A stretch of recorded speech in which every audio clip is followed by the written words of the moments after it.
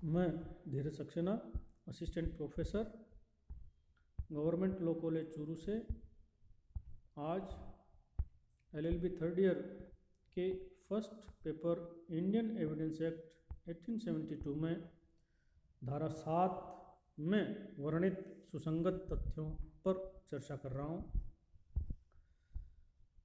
धारा 7 के अनुसार वे तथ्य सुसंगत हैं जो सुसंगत तथ्यों के या विवादित तथ्यों के निकटवर्ती प्रसंग, हेतुक या परिणाम हैं, या जो उस वस्तु स्थिति का गठन करते हैं जिसके अंतर्गत वे घटित हुए या जिसने उनके घटने या समव्यवहार का अवसर दिया।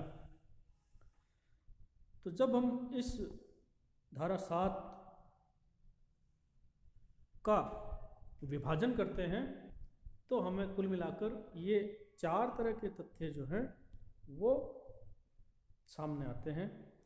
पहले हैं ऐसे तथ्य जो प्रसंग या अवसर, ओकेजन बनाते हों घटनाक्रम का। दूसरा, जो घटना का हेतुक या कारण, कोज दर्शित करते हों। तीसरा, जो घटना का परिणाम या प्रभाव, इफेक्ट दर्शित करते हों। और चौथा, जो वस्तु स्थिति या समव्यवहार का गठन करते हों, कॉन्स्टिट्यूट, ऑकरेंस और ट्रांजैक्शन। तो इन चारों का यदि हम विस्तार से बात करें तो धारा 7 में पहले तरह के तथ्य हैं जो घटना का प्रसंग या अवसर, ओकेजन बनाते हों, दर्शित करते हों। तो यदि हम धारा 7 का पहला दृष्टांत क यदि हम अवलोकन करें तो उसमें कहा गया है कि प्रश्न यह है कि क्या क ने ख को लूटा। ये तथ्य सुसंगत है कि लूट के थोड़ी देर पहले ख अपने कब्जे में धन लेकर किसी मेले में गया और उसने दूसरे व्यक्तियों को अभियुक्त से भिन्न उसे दिखाया या उनसे इस तथ्य का उल्लेख किया कि उसके पास धन है। तो जब भी हम चोरी, लूट, डकैती आदि की चर्चा करते हैं तो सबसे पहले तो यही तथ्य साबित करना होता है कि वह जो धन या संपत्ति चोरी, लूट या डकैती की बताई जा रही है वो उसके पास थी, क्योंकि अवेलेबल होना वो संपत्ति सबसे पहले साबित करना होता है। तो जो अवसर प्रदान करते हैं ऐसे तथ्य जो हैं वो धारा 7 में सुसंगत है। और अवसर तभी मिलेगा लूट का जब उसके पास में पैसा होगा, धन होगा। इसके बाद यदि हम बात करें तो हेतुक या कारण, कोज। अब उस घटना का घटित होने के पीछे कौन से कारण रहे, तो ये हम 2 चीज़ों से ज्ञात कर सकते हैं। जैसे घटना पूर्व के अभियुक्त, पीड़ित आदि के मध्य जो संबंध है, रिलेशनशिप है, कैसे रिलेशन थे, सामान्य, असामान्य, उनके बीच में कोई विवाद होना। और इसी के साथ स्थिति, जिसमें हम पारिवारिक स्थिति कह सकते हैं कि यदि कोई व्यक्ति चोरी कर रहा है तो उसको पैसे की कोई ऐसी अनिवार्यता हो गई, पारिवारिक परिस्थिति हो गई, तो वह स्थिति भी जो है कारण या हेतुक जो है वो बनती है। इसी के बाद यदि हम बात करें तो परिणाम या प्रभाव। तो यदि हम दृष्टांत ख का अवलोकन करें जिसमें कहा गया है कि प्रश्न यह है कि क्या क ने ख की हत्या की, तो उस स्थान पर जहां हत्या की गई थी या उसके समीप भूमि पर गुत्थम गुत्था से बने हुए चिन्ह, मार्क्स ऑफ स्ट्रगल, ये जो है वो सुसंगत है, क्योंकि किसी जगह पर फुटप्रिंट या गुत्थम गुत्था के जो निशान हैं वो ये दर्शित करते हैं कि यहाँ पर कोई विवाद हुआ है, हाथापाई हुई है,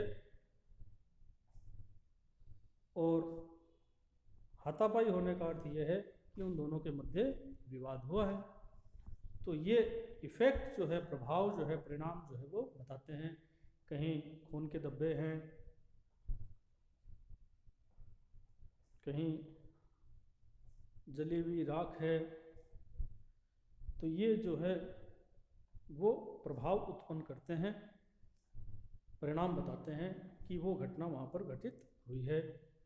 और इसी तरह वस्तु स्थिति या समव्यवहार का गठन करने वाले तत्व, जिसमें हम दृष्टांत गय का यदि अवलोकन करें तो उसमें ये वर्णित है कि प्रश्न ये है कि क्या कै ने ख को विष दिया। तो विष से उत्पन्न होने वाले लक्षणों के पूर्व ख के स्वास्थ्य की दशा और कै को ख की वे आदतें जो कै को ज्ञात थीं, जिनसे विष देने का अवसर मिला, सुसंगत तथ्य हैं। तो जब भी हम समव्यवहार की बात करते हैं, वस्तु स्थिति का गठन करने वाले तथ्यों की बात करते हैं, तो एक व्यक्ति अगर दूसरे व्यक्ति के शारीरिक दशा के बारे में जानता है, बीमारी के बारे में जानता है, तो उसको ये भी पता है कि वो कौन सी दवाई कौन से समय पर लेता होगा। तो उस जगह पर अगर वो दवाई की जगह जहर की शीशी रख दे और वो दवाई की जगह जहर पीने से मृत्यु हो जाए, तो ये जो सारा समव्यवहार जो घटित हो रहा है कि उस व्यक्ति को उसकी शारीरिक स्थिति का पता होना, वो विष देने का उसको अवसर मिलना, तो ये सब जो है वो धारा 7 के अंतर्गत सुसंगत माने गए हैं। यदि हम बात करें केस लॉ की, तो R M Malkani versus Maharashtra state का केस है, जो हम पूर्व में भी चर्चा कर चुके हैं, और जिसमें टेप रिकॉर्डर की सुसंगतता की बात कही गई है। और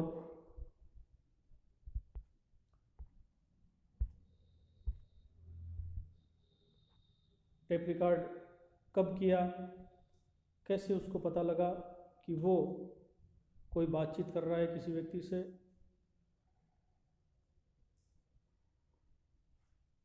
और उस वार्तालाप में यदि अपराध किए जाने से पूर्व का घटनाक्रम या अपराध किए जाने के बाद की बातें शेयर की गई हों, तो वो धारा 7 में जो है वो सुसंगत माना जाता है।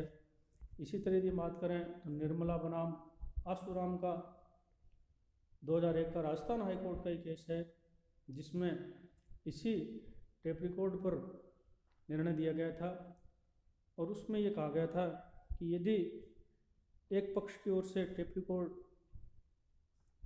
पेश किया जाता है तो अभियुक्त की आवाज़ से मैच करना भी उसको अनिवार्य हो जाता है। तो यदि अभियुक्त आवाज़ रिकॉर्ड करवाने से इनकार कर देता है तो न्यायालय जो है विपरीत उपधारणा जो है वो कर सकता है कि हो ना हो ये अभियुक्त की ही आवाज़ है। तो ये धारा 7 जो है उसमें घटना के प्रसंग, हेतु, परिणाम और वस्तु स्थिति या समव्यवहार के गठन करने वाले तथ्यों की सुसंगतता के बारे में वर्णन किया हुआ है। अगले वीडियो में हम भारतीय साक्ष्य अधिनियम की अन्य धारा पर चर्चा करेंगे। धन्यवाद।